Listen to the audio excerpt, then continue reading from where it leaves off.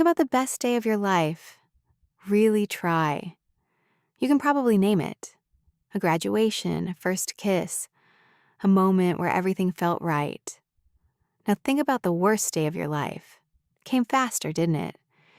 You didn't have to search for it. It was already there, sitting at the front of your mind, clearer, sharper, more detailed than the good memory. That's not a coincidence. That's your brain doing exactly what it was built to do. Your brain is not trying to make you happy. It's trying to keep you alive. And those are two completely different jobs. Psychologists call it negativity bias, the tendency for negative experiences to stick harder, hit deeper, and last longer than positive ones of equal intensity. Roy Baumeister, one of the most cited researchers in social psychology, found that bad is stronger than good. Not slightly, significantly.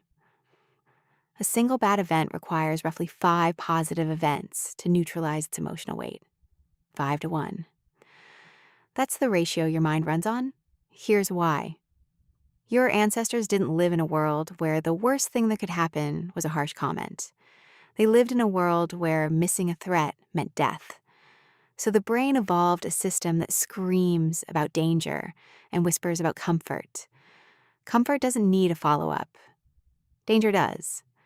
When something painful happens, your amygdala fires hard and fast.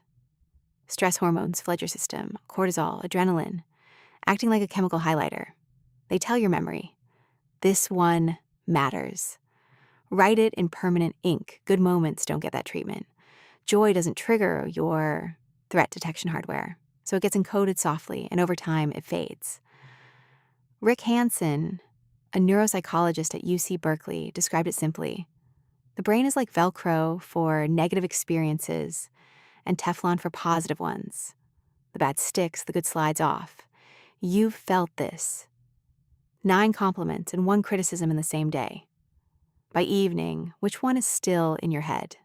The criticism isn't louder because you're weak. It's louder because your brain tagged it as a signal worth keeping. This shapes more than memory. It shapes your decisions, your relationships, your identity. When you replay a painful conversation at 2 a.m, your brain isn't punishing you. It's running a simulation, trying to understand what went wrong so it never happens again. The problem is, the world you live in today doesn't require that level of vigilance. The embarrassment your brain is replaying isn't a predator, but your amygdala doesn't know the difference.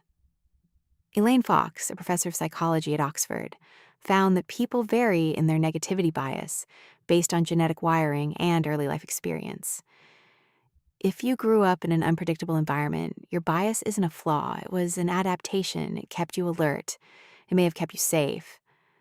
But the same system that protected your ancestors is now distorting your present. Every time you ruminate on a painful memory, you strengthen the neural pathway connected to it.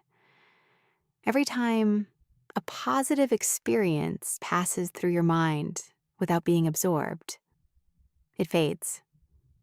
You are, without realizing it, training yourself to live in a world darker than the one that actually exists. What changes this isn't forced positivity. Hanson calls it taking in the good, consciously holding a positive experience in your awareness for 15 to 30 seconds, long enough for your neurons to begin encoding it differently, long enough for it to stick. Your brain can change. That is not a motivational phrase. That is neuroscience. You are not a pessimist. You are not broken. You are running ancient software in a modern world. Software written when forgetting danger could cost you everything. The best day of your life faded a little faster than it should have. That wasn't a failure of gratitude. That was 2 million years of survival code doing its job. And now that you know, you can start to do yours.